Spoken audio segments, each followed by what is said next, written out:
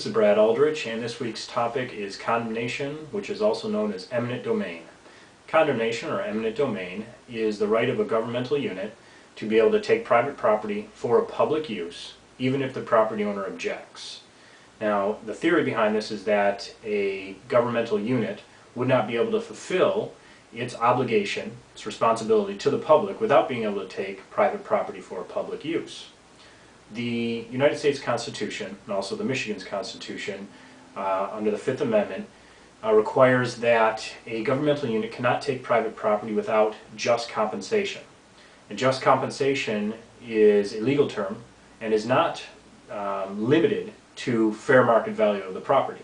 In other words, the law recognizes that if someone's home is being taken and they are being relocated out of that home, that they should be compensated for that above and beyond simply the fair market value of the property. Now, the governmental unit could be the federal government, could be state government, it could be a local county, a city, it could be an airport, a school district, a public utility, and there are a number of other different entities that have eminent domain powers. And there is a Michigan Act called the Michigan Uniform Condemnation Procedures Act, which sets out the exact rules regarding a governmental unit taking a private property owner's property. There are two main types of takings. There is a de jure taking, which is where the governmental unit actually wants to take title and possession to private property, so they file a formal condemnation case to take that property. They would first start out by doing an appraisal of the property and making a good faith offer to the property owner. In the event that the property owner accepts that, then there would be no need for a lawsuit to take the property. But in the event that the property owner rejects the offer, then the governmental unit would move forward, file the formal cause of action to take the property.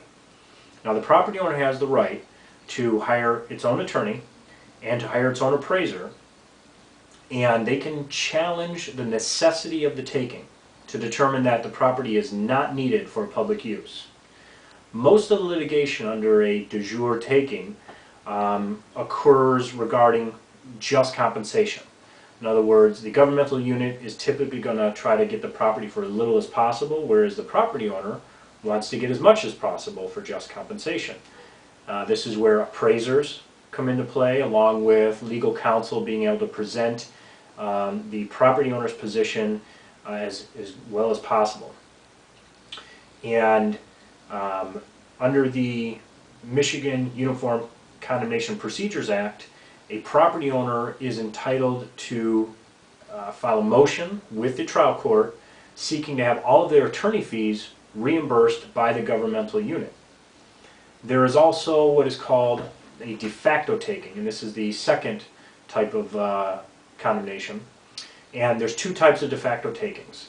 There is where the property owner files a cause of action against the governmental unit, which is taking their property without just compensation. The first type of de facto is where there's an argument as to when the taking actually occurred. In other words, a property owner may claim that a formal taking of the property occurred at an earlier time than the governmental unit wants to claim. This is a date evaluation issue. The second, and typically more common type of de facto taking, is called inverse condemnation.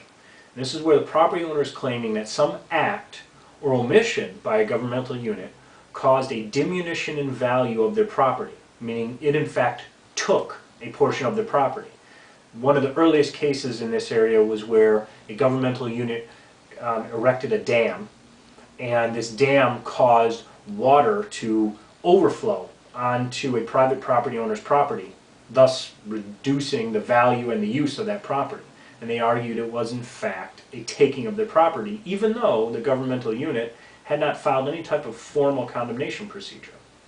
So the property owner in that case filed their own inverse condemnation suit seeking just compensation for the taking of their property.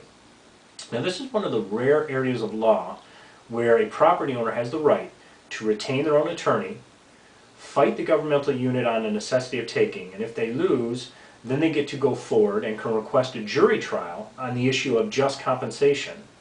And after the trial is over with, seek to have all of their attorney fees reimbursed by the very governmental unit that was taking their property.